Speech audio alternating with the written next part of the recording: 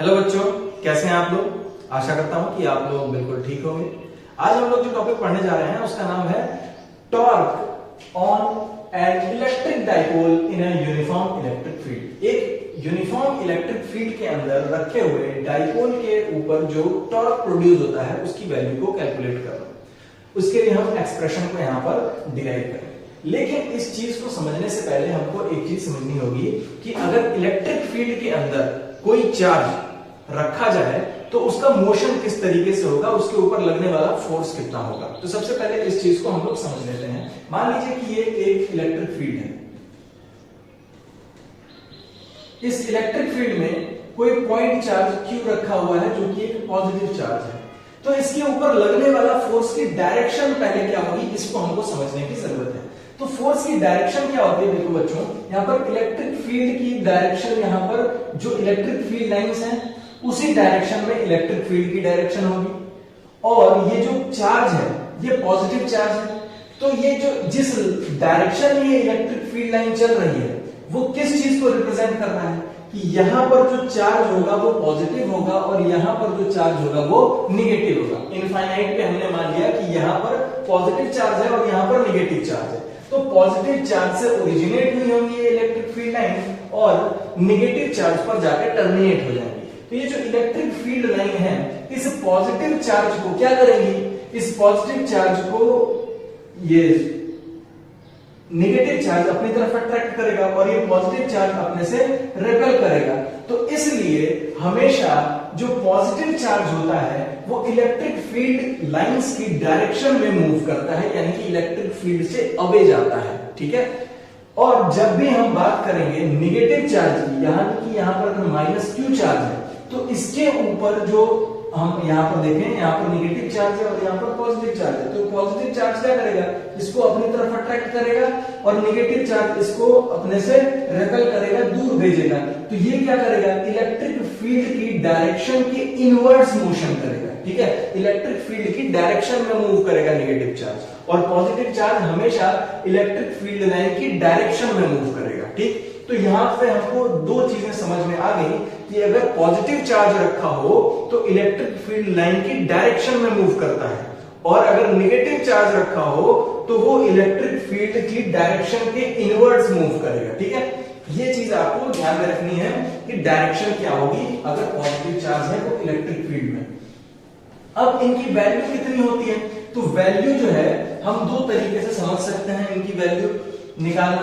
अगर ये positive charge है और इलेक्ट्रिक फील्ड लाइन में है, ठीक है, तो हमको पता है कि अगर मान लो यहां पर कोई चार्ज Q है तो इस डायरेक्शन से यहां से जो है ये ओरिजिनेट हो रही होंगी। इसको हम Q1 मान लेते हैं और इसको Q2 मान लेते हैं। ठीक। या फिर इसको हम कैपिटल Q मान लेते हैं और इसको हम स्मॉल q मान लेते हैं। और इसके ऊपर जो फोर्स लग रहा होगा इलेक्ट्रोस्टैटिक फोर्स इलेक्ट्रिक फील्ड में वो कितना हो जाएगा, F is equal to K Q1 Q2 by R square, इसके इक्वल होता है। तो यहां से हम कह सकते हैं कि K Q upon R square into Q लिख सकते हैं इसको। Q1 की जगह पे Q हो गया और Q2 की जगह पे Q हो गया। तो ये जो होता है ये किसके इक्वल होता है, इलेक्ट्रिक फील्ड के इक्वल होता है। और ये जो है वो एक चार्ज हो गया हमारा, जो ये चार्ज रखा हुआ है। तो F is equal to Q into E या फिर F is equal to QE, ऐसे हम इसको लिख देते हैं। ये वैल्यू होती है किसी भी इलेक्ट्रिक फील्ड के अंदर, एक्सटर्नल इलेक्ट्रिक फील्ड के अंदर अगर कोई पॉइंट चार्ज रखा हुआ है तो उसके ऊपर हमेशा इतना फोर्स लगता है। तो दो चीजें हमने यहां पर जो है पहले समझ ली कि किस डायरेक्शन में और कितना फोर्स जो है किसी चार्ज के ऊपर इलेक्ट्रिक फील्ड में लगता है। अब हम लोग डाइपोल की बात करते हैं। एक डाइपोल को यूनिफॉर्म इलेक्ट्रिक फील्ड में रख दिया जाए। मान लीजिए ये एक यूनिफॉर्म इलेक्ट्रिक फील्ड है। यूनिफॉर्म इलेक्ट्रिक फील्ड से क्या मतलब है बच्चों, यूनिफॉर्म इलेक्ट्रिक फील्ड का मतलब है कि इस फील्ड के अंदर किसी भी पॉइंट पर इलेक्ट्रिक फील्ड की जो वैल्यू होगी वो इक्वल होगी और उसकी डायरेक्शन जो होगी वो एक ही होगी। ठीक है, सेम डायरेक्शन होगी। ठीक। तो अगर मान लीजिए कि ये कोई इलेक्ट्रिक डाइपोल है, -Q और +Q चार्ज है, इसके दोनों एंड्स पे इक्वल और अपोजिट चार्जेस हैं। ये इसका सेंटर है। सेंटर से दोनों साइड जो इसकी जिसकी लेंथ है वो 2l के इक्वल है, यानी कि लेंथ ऑफ डाइपोल हो गया। तो किसी डाइपोल का जो डाइपोल मोमेंट होता है वो किसके इक्वल होता है? Dipole moment P is equals to charge into length of dipole Q into 2l के इक्वल होता है। तो यहां तक आपको बात समझ में आ गई। अब ये जो P की डायरेक्शन होती है वो किस डायरेक्शन में होती है? तो इसकी डायरेक्शन जो होती है वो निगेटिव चार्ज से पॉजिटिव चार्ज की डायरेक्शन में होती है हमेशा। ये P की डायरेक्शन जो है वो इस डायरेक्शन में होगी। ठीक, ये हो गया इलेक्ट्रिक डाइपोल और ये हो गया इलेक्ट्रिक फील्ड। तो इलेक्ट्रिक फील्ड से जो यहां पर एंगल बन रहा है इस इलेक्ट्रिक डाइपोल मोमेंट का वो है थीटा के इक्वल। मान लिया हमने कंसीडर कर लिया है कि उसकी एंगल जो है वो थीटा है। तो इस केस में यहां पर जो दोनों चार्जेस के ऊपर, ये दोनों चार्जेस कैसे हैं? बहुत ही स्मॉल है और बहुत ही छोटी सी डिस्टेंस पर रखे हुए हैं। तो ये जो है पॉइंट, सेपरेट पॉइंट चार्जेस के तरीके से बिहेव करेंगे। तो इस पे लगने वाला फोर्स जो होगा पॉजिटिव चार्ज पे किस डायरेक्शन में लगेगा? इलेक्ट्रिक फील्ड की डायरेक्शन में। तो इस डायरेक्शन में इसके ऊपर फोर्स लग रहा होगा। फोर्स की वैल्यू किसके इक्वल हो जाएगी? Q इंटू E के इक्वल हो जाएगी। और जो निगेटिव चार्ज है वो इनवर्स मूव करेगा, यानी कि इस डायरेक्शन में फोर्स लग रही है इसके ऊपर। तो यहां पर जो फोर्स है इसकी वैल्यू क्या हो जाएगी? Q इंटू E के इक्वल। तो हम यहां पर मैग्नीट्यूड देख रहे हैं कि दोनों फोर्स का आपस में इक्वल है, लेकिन डायरेक्शन एक दूसरे के अपोजिट है। तो इस केस में यहां पर जो नेट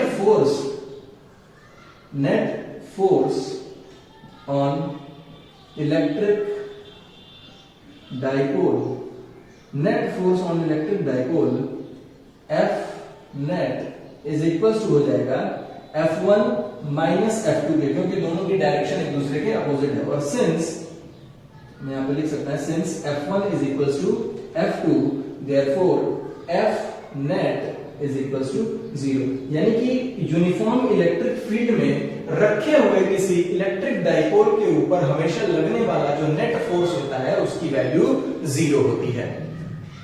ठीक है, तो ये हो गया एक चीज। दूसरा, अब हमको क्या करना है? इसमें टॉर्क को कैलकुलेट करना है। तो टॉर्क क्या होता है? Torque is equals to force into perpendicular distance, force into perpendicular distance between the line of action of forces. यानी कि यहां पर जो दोनों फोर्स लग रहे हैं इनके बीच की परपेंडिकुलर डिस्टेंस और इस फोर्स के मैग्नीट्यूड के इक्वल होता है टॉर्क की वैल्यू। इसको हम किससे रिप्रेजेंट करते हैं? टाउ से रिप्रेजेंट करते हैं। ये फोर्स क्या है? दोनों फोर्स आपस में हमेशा इक्वल होंगे, इसलिए किसी एक फोर्स की वैल्यू को यहां पर रख दिया जाएगा, नेट फोर्स की वैल्यू को नहीं रखेंगे। F1 या F2 की वैल्यू को रखा जाएगा। तो यहाँ पर F1 और F2 की वैल्यू को हम F कंसीडर कर लेते हैं कि यहाँ पर इसकी वैल्यू F है इनटू परपेंडिकुलर डिस्टेंस। तो परपेंडिकुलर डिस्टेंस हमको यहाँ पर कैलकुलेट करनी पड़ेगी। तो परपेंडिकुलर डिस्टेंस के लिए हमको क्या करना पड़ेगा? दोनों का लाइन ऑफ एक्शन देखना पड़ेगा। हमने क्या किया कि इस वाले फोर्स का लाइन ऑफ एक्शन पीछे की तरफ हमने ड्रॉ कर लिया और इसका भी हमने एक पीछे की तरफ ऐसे लाइन ऑफ एक्शन ड्रॉ कर लिया। उसके बाद इस पॉइंट से हमने क्या किया कि इस पर एक परपेंडिकुलर ड्रॉ किया। ड्रॉ करके दोनों लाइन ऑफ एक्शन जिस डिस्टेंस से मिल रही हैं यही हो गई इनके बीच की परपेंडिकुलर डिस्टेंस। इस परपेंडिकुलर डिस्टेंस को हमने x कंसीडर कर लिया। तो ये जो टोटल लेंथ हो गई वो किसके इक्वल हो गई? x के इक्वल हो गई। अब आप यहां पर देख पा रहे हैं कि ये एक राइट एंगल ट्रायंगल बन रहा है। ये एंगल अगर थीटा है तो इस ट्रायंगल के अंदर ये वाला एंगल भी थीटा होना चाहिए। क्यों थीटा होना चाहिए? क्योंकि दोनों जो है वो करस्पॉन्डिंग एंगल्स हैं, दोनों लाइंस जो है ये पैरेलल है। तो पैरेलल है तो ये दोनों एंगल्स आपस में इक्वल हो जाएंगे। अगर ये दोनों आपस में इक्वल हो गए तो ये वाला एंगल थीटा हो गया। अब यहाँ पर हमको परपेंडिकुलर की वैल्यू निकालनी है। तो किसी ट्रायंगल में परपेंडिकुलर की वैल्यू निकालने के लिए हमको क्या करना पड़ता है? साइन थीटा की वैल्यू को कैलकुलेट करना पड़ता है। तो इसलिए यहाँ पर हम सिंस कह सकते हैं कि since sine theta is equal to perpendicular upon hypotenuse, perpendicular की वैल्यू x के इक्वल है तो हम यहाँ पर इसकी वैल्यू x रख देंगे और हाइपोटेन्यूज की वैल्यू किसके इक्वल है? 2l के इक्वल है। तो यहाँ पर हम इसको 2l रख देंगे और इसलिए यहाँ पर x की वैल्यू हो जाएगी 2l sin थीटा। यहाँ पर परपेंडिकुलर डिस्टेंस तो हमको मिल गई। अब हम लोग टॉर्क की वैल्यू को कैलकुलेट करते हैं। Therefore torque is equals to, therefore torque is equals to force की value F into 2L sine theta. और हमको पता है कि किसी पॉइंट चार्ज के ऊपर लगने वाला फोर्स Q इंटू E के इक्वल होता है, तो यहाँ पर F के जगह पे हम क्या रख सकते हैं, tau is equals to Q E into 2L sine theta. इतना हो गया। अब यहां पर देखिए Q इंटू 2L ये हमको दिख रहा है, तो हमको पता है कि since P is equals to होता है Q into 2L, therefore torque is equals to P E sine theta. एक तो ये एक्सप्रेशन हो जाएगा आपका, और दूसरा हमको ये पता है कि इलेक्ट्रिक डाइपोल मोमेंट जो है और इलेक्ट्रिक फील्ड दोनों वेक्टर क्वांटिटीज हैं, और यहां पर हमको साइन थीटा दिख रहा है, इसका मतलब यहां पर इन दोनों के बीच में क्रॉस प्रोडक्ट है, तो इसलिए tau is equals to P cross E। ये हो जाएगा आपका टॉर्क। तो ये हो गया टॉर्क के लिए expression, tau is equals to P E sine theta और tau is equals to P cross E। ठीक है, तो ये आपका टॉर्क हो गया। आशा करता हूं कि आपको ये पूरा टॉपिक अच्छे से समझ में आ गया।